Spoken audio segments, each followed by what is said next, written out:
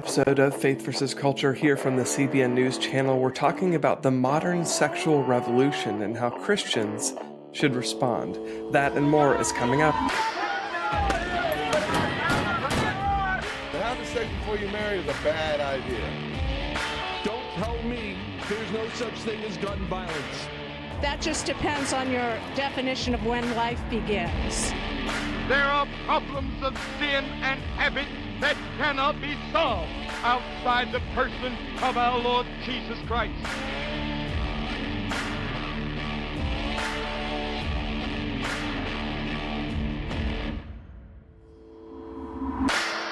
Well, welcome to this week's episode of Faith versus Culture here on the CBN News channel. I'm Goins-Phillips, joined by my CBN News colleague, Billy Hallowell. Billy, how are you?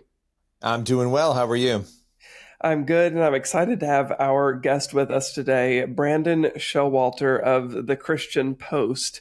For people who are familiar with Brandon, you probably have heard his podcast, Generation Indoctrination, or he's kind of unpacking and investigating this transgenderism battle that we've been facing here in the United States now for several years. And Brandon, your podcast is entering season 4. Before we talk about the details, it started in 2022, and now, like I said, you're in season 4. Why did you feel the need to really keep going with this investigative podcast? The reason that we felt like we had to keep going was just because there is so much to cover. And I think one of the main reasons that we felt like we had to do season 4, and I don't know, maybe there will be a season 5. There's still so many unexplored angles, is that sadly, the mass media, the corporate press, has refused to give this issue the kind of critical coverage that it deserves. We at the Christian Post have been, not to toot my own horn or our own horn here, but we've been at the forefront of these issues for many years before the mass media started to give the kind of scrutiny that these issues deserve. I think a lot of that began with legislative battles that first started in 2021 with the first state, Arkansas, passing the first ever ban on chemically and surgically transing minors. And 17 states last year alone passed similar bans. And then that's when you really saw a lot of media coverage. But the Christian Post, as I just said, we've been on this issue for many years. I started reporting on it soon after I got my start here at CP in the summer of 2016. And in 2017, we did an in-depth article series. But we see these issues as existential ones here. And so that was what led to the first season in the fall of 2022.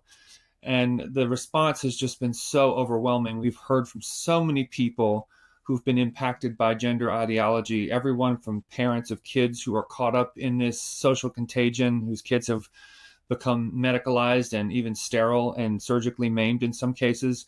We've heard from people who are advocating for women prisoners who are now incarcerated with men who claim to be women because the state law, such as in California, allows that, to everything else in between. And so we see, like I said, this issue as existential because gender ideology is the de facto creed of the day in all of the tops of our institutions. This governs everything. You think you won't run into this, or this won't affect you, or that this is just a small issue. I would submit to you that if you think that, you're dreadfully wrong, because this is everywhere. And so because there's so much content, sadly, we felt as though we had to go ahead and do season 4. You just brought up a number of issues that affect people, children affected by this, obviously, and you cover a lot of this in the podcast. The thing that is on my mind, hearing you talk about that and the fact that the Christian Post has been on top of this, you guys have been covering it. What is it that drives the silence? You spoke a little bit about it, but go a little bit deeper there. Why are the rest of these outlets refusing to cover issues that actually affect people's health and well-being? My belief that the biggest driver of the silence is because of the way in which trans activists, gender ideologues, all of the people with a lot of social capital in high places, in elite spaces in our culture, have been convinced that this issue is the next frontier of civil rights. And so if trans rights is just a continuation of civil rights from the 60s, the rights for blacks that were absolutely legitimate, the things that Martin Luther King Jr. helped accomplish. And then they sort of tagged this on to gay rights. This is what the good people supposedly believe. And so for much of the media, they have been framing for the last few years this fight as just these oogity boogity conservative Christians who are backward and we shouldn't ever listen to them because they're the bad people, versus the progressive enlightened folks who are just on the right side of history. And so now that's what I have found, though, as a journalist who has been willing to call a spade on this issue, is that there are, in fact, many left-wing people, very secular left-wing people who do not think like we do here at the Christian Post, who are very opposed to the incursion of gender ideology in all of culture.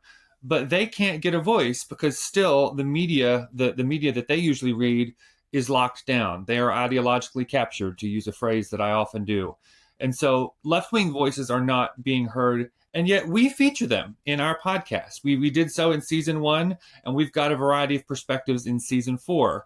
And as I often like to say, the truth is true no matter who says it. And so we're trying to do at the Christian Post the job that we think more mainstream outlets should be doing, because gender ideology, there's a cross-section of people who are very concerned about what it's doing to women prisoners, what it's doing to children, what it's doing to athletics, what it's doing everywhere. Wherever you see this lie that men can be women, or that humans can change sex, or that this gender exists in a person apart from their biology, wherever lies are sown, you're going to have destruction in its wake. And so there are a lot of people of goodwill on the right and the left alike who are resisting that. And so those are some of the voices we highlight here at CP. You know, Brandon, I think for years, gay marriage or homosexual marriage was legalized in 2015. And there were so many people at the time who were saying this is going to lead to other things. This is a slippery slope. Do you think that opened the door to a lot of this? I know that's kind of a tricky and certainly controversial question, but do you think this is the result of us sliding further down this slope? I think that it is, in a way. I will say we at the Christian Post are very much believers in historic Christian sexual ethics. And so that's where we land. I've had some conversations with LGB identified people, if you will, who are very opposed to this trans thing. Some of them acknowledge how certainly all of their political organizations and their apparatus that they had to accomplish the Obergefell ruling in 2015 was indeed the same that has been foisting this trans ideology on the culture. And I think there's a broader philosophical discussion that needs to be had about what I think Carl Trueman refers to as the psychologized self, where if you're going to define people based on sexual inclinations, it's not that much of a leap then to define people on the basis of gender feelings, if you will. But that said, I mean, we are willing to speak with people who, even if they disagree with us on sexual ethics, sexual morality, I want to be a fair kind of person. I can understand and I concur largely with the slippery slope argument there. And yet, again, this is a kind of a complicated issue because this is bringing together an unusual cross-section of people, including some who place themselves among the LGB who are opposed to this. And so I think, and what I thought when I saw the Obergefell ruling happen in 2015 was that we would see the next thing was going to be polyamory. And we are seeing some of that. I think in Somerville, Massachusetts, it's like you can have up to 6 people in a polyamorous relationship, and the city will recognize that. There was a case out in Florida where a judge awarded custody of a child to an all-male throuple. So that has happened, but I wasn't prepared for the transing of kids to be the next thing. So it kind of took me by surprise, but I think there's absolutely some merit to the slippery slope argument, even though that was called a fallacy or whatever. I think I saw it best where I think it was a Georgetown professor who said, and it made me laugh, but I agreed with it, that the slippery slope fallacy is just basically a breezy dismissal of, forcing people to come to not wanting to see people have to force to defend the logical conclusion of what they are saying. It's something like that. I'm not capturing it exactly, but no, there actually is some merit to the slippery slope prophecy, as I call it, from those who predicted that this devolution of marriage and sexual ethics is going to lead to other things. But I would also point out that I think it even started long before the Obergefell ruling. The breakdown of marriage and family happened long before Americans were considering whether or not same-sex marriage should be legal in this country. The sexual revolution has a long tail. Yeah, I think this is an important topic, and that's why, one, we wanted to have you on the show to talk about it, but also, of course, why you're doing the work that you're doing over at the Christian Post. All right, everybody, we're going to fit in a quick break, but we'll be right back with more Faith versus Culture. Stick with us.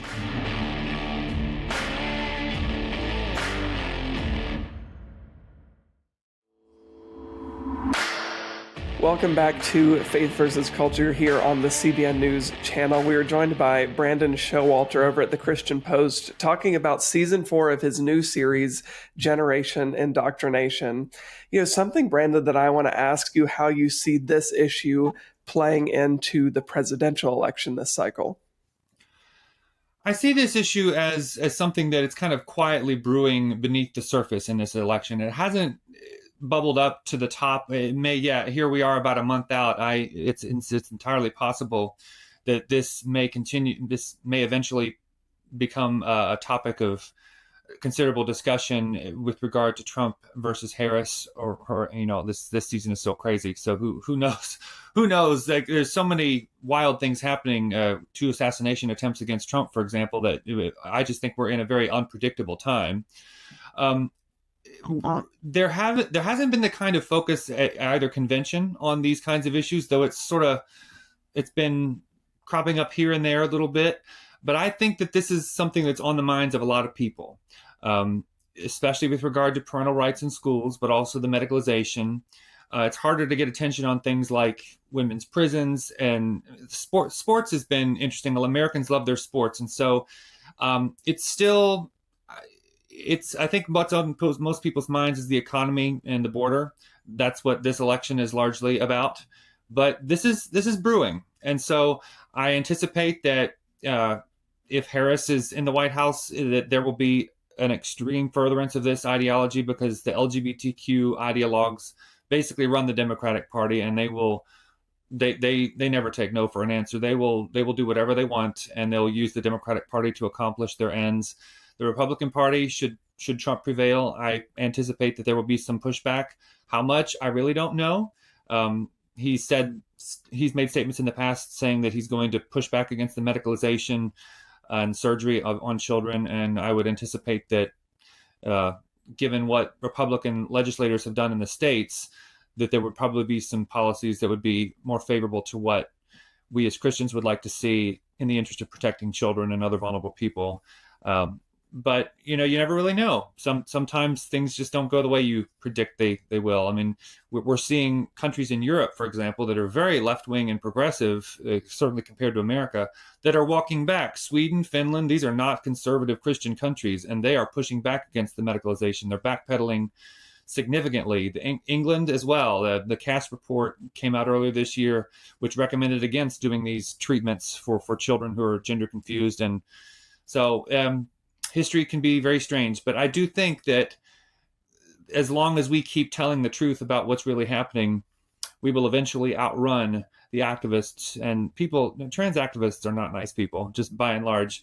And so people get sick of that. And if we keep telling the truth, we will eventually prevail. It's just, do we have the determination to be relentless enough to keep doing it? And we at the Christian Post say yes.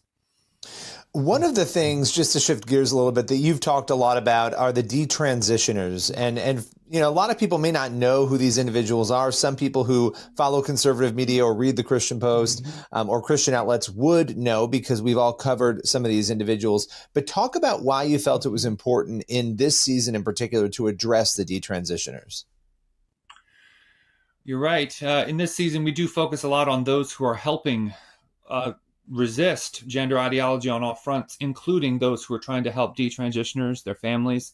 In episode 1, for example, we talked to lawmakers and policy advocates and other activist types who are trying to help these victims of a medical scandal. When I think about what gender ideology has unleashed on the world, it has done many things, but the worst harm, in my opinion, has been destroying the health and the bodies of children and young people. We've got girls as young as 12 and 13 getting their body parts, their breasts removed.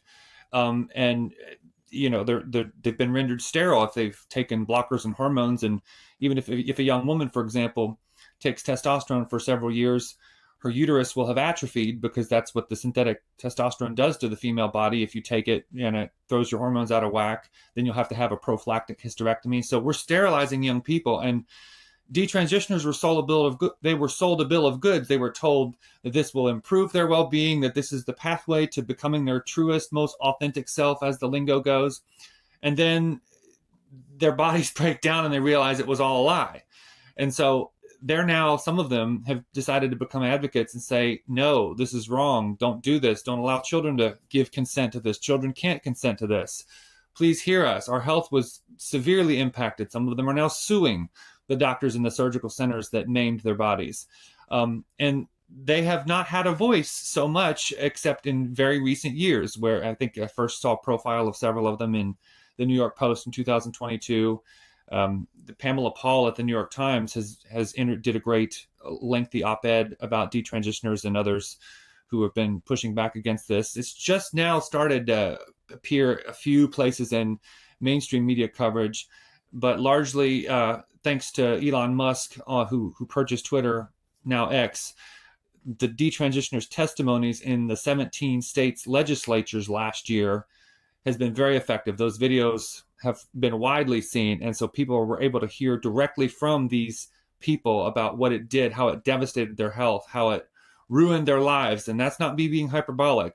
When you're cutting off body parts and you're taking drugs that have never been approved for the psychological condition of gender confusion, you can really damage yourself. And these detransitioners, unfortunately, had to learn all that the hard way.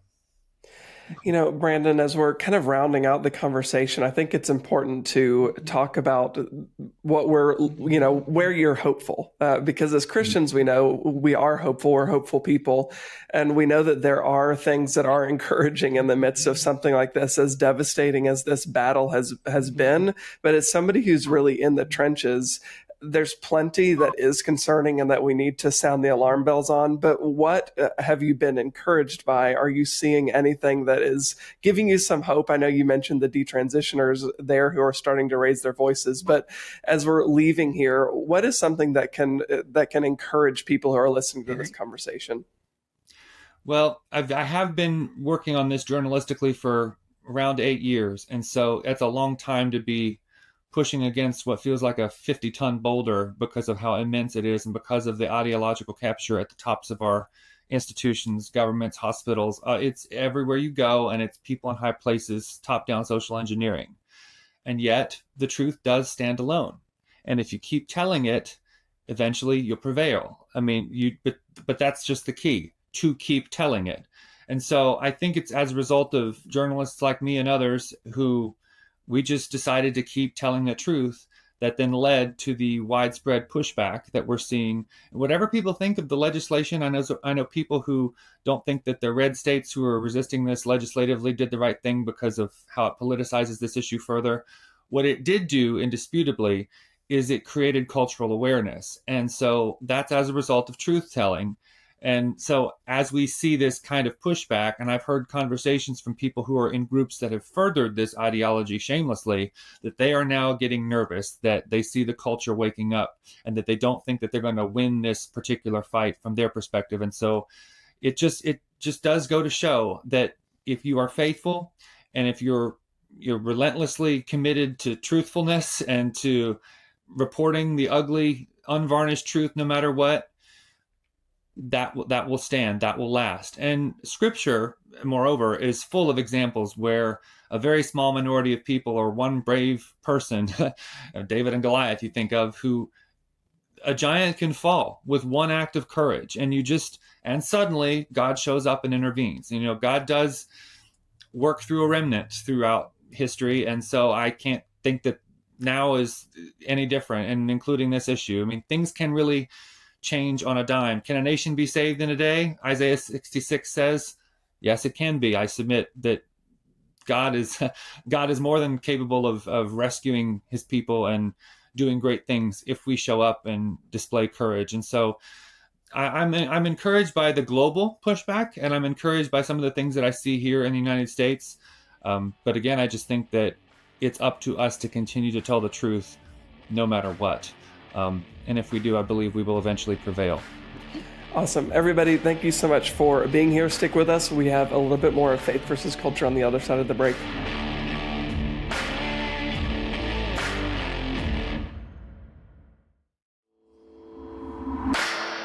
Welcome back to Faith versus Culture. I'm here now with Billy Hallowell. Billy, I think that's, the conversation that we're having with Brandon, it can be discouraging and difficult and kind of a dark subject to talk about, but it's real, right? It's what's happening. It's something that is, it's not abstract. It's having flesh and blood ramifications literally for people in their communities. I think it's important to talk about it, but also encouraging to hear that there are detransitioners who are speaking out. There are 17 states. So I believe in 2022, when Brandon first came out with this podcast, there were not states that had taken action. And in years since, 17 states have put laws in place barring minors from receiving these kinds of transgender treatments, which is encouraging. Yeah, I think, what he said about speaking the truth over and over again, even when it's difficult, even when it feels like nothing's moving or changing, you have to do that, especially on an issue like this. And even people who are not believers and Christians, they will start to see the truth. And that's what he was speaking about before, too. The fact that all these people in the LGB community are even coming alongside some Christians on this issue and realizing it's gone too far. So you've got to speak the truth. You have to do it fervently. And I think you're going to see more pushback as time goes on. Those 17 states will probably grow and swell, I would imagine, as people learn about this issue. Everybody, thank you so much for being with us. We'll be right back to wrap up this week's episode of Faith versus Culture.